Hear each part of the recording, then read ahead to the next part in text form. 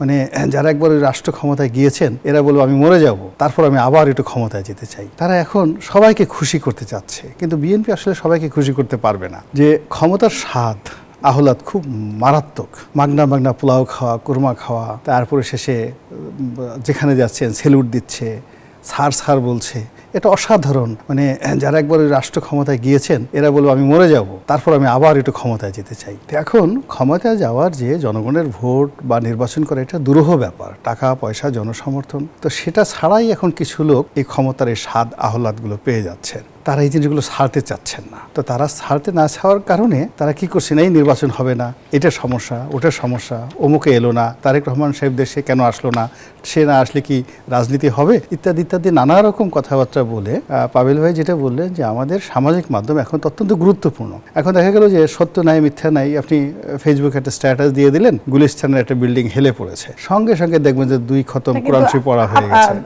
রনি ভাই, আপনি যে কথাটি বলছিলেন, গত 15 মাসে 26টি নতুন দল নির্বাচনকে সামনে রেখে রেজিস্ট্রেশন করতে যাচ্ছে।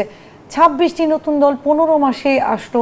আপনি যে কথাটি বলছিলেন যে ক্ষমতার একটা বিরাট একটা আকাঙ্ক্ষা চাহিদা আছে সবার মনে, কেন সেটা?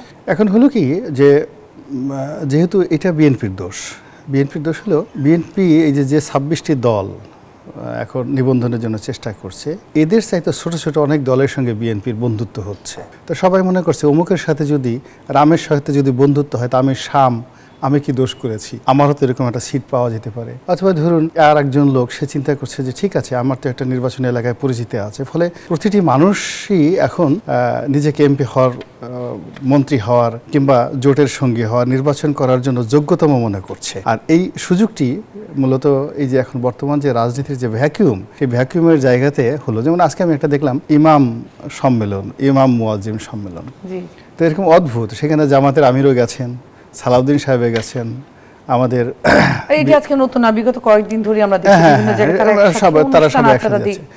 সবচেয়ে অ্যালার্মিং হলো যে সবাই ইসলামী ভাষায়, কোরআনের ভাষায় কথা বলার চেষ্টা করছে, আরবিতে কথা বলার চেষ্টা করছে।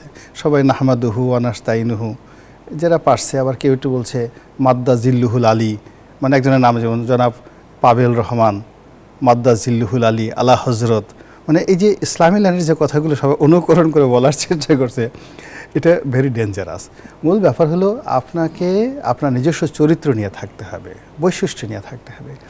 বিএনপি একটা মডারেট দল, বহু মত এখানে আছে, বহু সত্তা এখানে রয়েছে, সেই সত্তাকে বাদ দিয়ে তারা এখন সবাইকে খুশি করতে চাচ্ছে, কিন্তু বিএনপি আসলে সবাইকে খুশি করতে পারবে না। আর সবাইকে খুশি করতে গিয়ে কি হচ্ছে, ছোট ছোট যে দলগুলো তাদের আত্মবিশ্বাসটা এমন পর্যায়ে চলে আসছে